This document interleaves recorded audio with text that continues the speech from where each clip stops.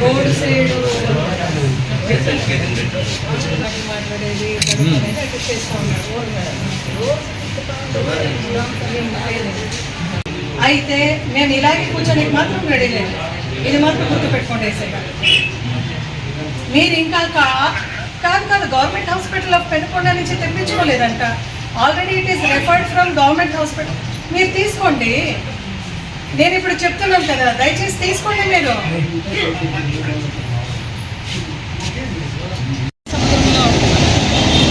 వైఎస్ఆర్సీపీకి ఓటేస్తారని మనోహర్ అనే ఒక స్టూడెంట్ పైన, అదేవిధంగా సుమలత అనే ఒక మహిళ పైన నిర్దాక్షిణ్యంగా టీడీపీ క్యాడర్ అందరూ కూడా ఈరోజు వాళ్ళ ఇంటికి పోయి సుమలత అనే ఆమెను రోడ్లో ఈడ్చుకొని వచ్చి ఆమెను బాగా దాడి చేసి కొట్టి, అదేవిధంగా మనోహర్ అనే పిల్లోడు తన ఎడ్యుకేషన్ అంతా కూడా పూర్తి చేసుకొని వచ్చి ఇంట్లో ఉన్న ఒక సమయంలో టీడీపీ వాళ్ళందరూ వచ్చి మనోహర్ పైన, ఒక స్టూడెంట్ అయిన ఆ స్టూడెంట్ పైన దాడి చేయడం నిజంగా ఈరోజు వైఎస్ఆర్సీపీ పార్టీ పెనుకొండలో మేమందరం ఖండిస్తున్నాం.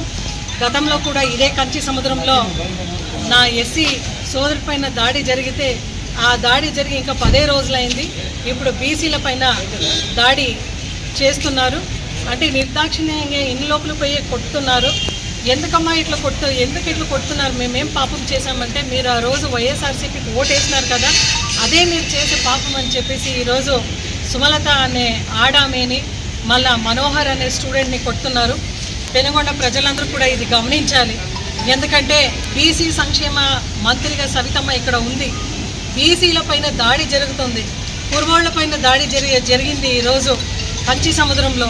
ఈరోజు సవితమ్మని ఒకటే అడుగుతున్నాను, బీసీ సంక్షేమం కోసం నువ్వు మంత్రిగా ఉన్నావు కదా, ఇదే కంచి సముద్రంలో ఇంటి లోపల నీ మనుషులు, టీడీపీ మనుషులు పోయి కొడుతున్నారు.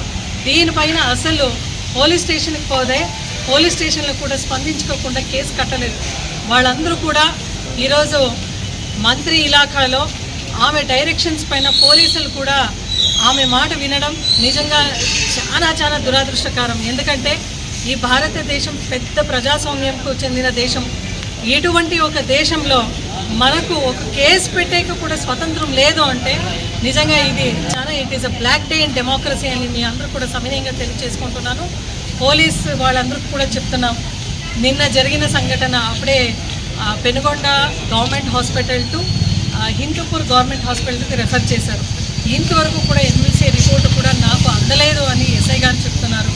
దయచేసి డిఎస్పీ గారు, ఎస్పీ గారు మీరు కూడా దీనికి వెంటనే స్పందించాలి అని మీ అందరిని కూడా కోరుకుంటున్నాం.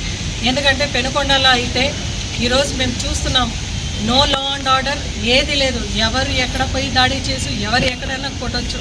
అంటే వైఎస్ఆర్సీపీ పార్టీ సింపథైజర్స్ అంటే వెంటనే వాళ్ళు పోవాలా, వాళ్ళు కొట్టాలనేది. గతంలో జగన్మోహన్ రెడ్డి గారు మహిళలంటే ఎంత పెద్దపీఠం వేసినారు. ఈరోజు ఒక బీసీ మహిళని ఇంటి లోపల దూరి కొడుతున్నారంటే నిజంగా వైఎస్ఆర్సీపీ పార్టీ ఈరోజు ఖండిస్తున్నాం దీన్ని. అదేవిధంగా సవితమ్మ బీసీ శాఖ మంత్రిగా దీనికి స్పందించాలి. ఎందుకంటే బీసీ సంక్షేమ శాఖ మంత్రిగా నువ్వు ఉన్నావు, బీసీలకు అన్యాయం జరుగుతూ ఉంది, నువ్వేం చేస్తున్నావని ఈరోజు అడుగుతున్నాం. అంటే ఆ రోజు మేము కూడా రాజకీయం చేసినాం. మా నాయకుడు జగన్మోహన్ రెడ్డి గారు పార్టీల అతీతంగా రాజకీయం చేయమంటే ప్రతి ఇంటికి వెళ్ళి ప్రతి ఒక్కరికి కూడా న్యాయం చేసిన ప్రభుత్వం మన ప్రభుత్వం అయితే ఈరోజు ప్రజల్లో భయభ్రాంతుల్ని గురి చేసి ఇట్లా మీరు దాడి చేయడం ఎంత మాత్రం సరి అని మిమ్మల్ని అడుగుతున్నాం. ఇదే రొత్తంలో చూస్తే సంపద సృష్టిస్తామని చెప్పేసి ఈ గవర్నమెంట్ హ్యాండ్ ఓవర్లో ఉండే ల్యాండ్, సిఐడి ఎంక్వైరీలో ఉండే ల్యాండ్ అని పోయి మీరు చెట్లన్నీ కొట్టేసి కర్ణాటకకి తరలిస్తున్నాం. మేము ఈ విషయం గురించి మాట్లాడిన తర్వాత సిఐడి వాళ్ళందరూ వచ్చి దానిపైన ఇన్వెస్టిగేషన్ అనేది చేస్తున్నారు. ప్రతిపక్షంలో కూడా ఏ చిన్న విషయం వస్తే కూడా మేమందరూ ఏకమై మిమ్మల్ని నిలదీసేదైతే గ్యారంటీని.